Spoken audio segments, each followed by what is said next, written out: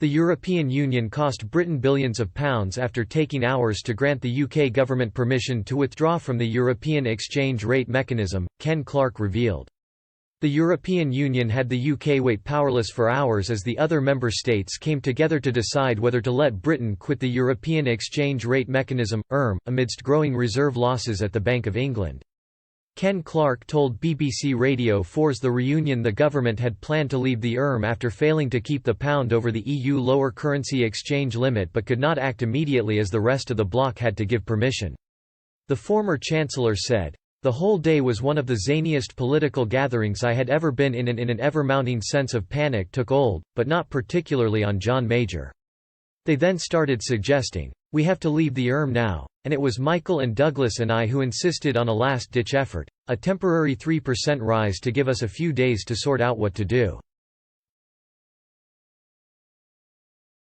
I was called back to Admiralty House and then the Foreign Office lawyers persuaded Douglas to raise a completely idiotic point saying, 'Formally, we couldn't leave the we couldn't just announce it.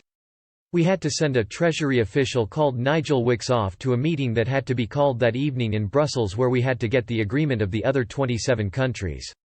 Mr. Clarke continued, "So we sat there, powerless, for several hours while Nigel went off to this totally ritual meeting and we just hoped the Bank of England wasn't losing too much money out of the reserves whilst this delay went by. It was obvious we had no control over it and had been buffeted by events." September 16, 1992 later became known as Black Wednesday and 2005 estimates suggested the UK lost £3.3 billion on that single day.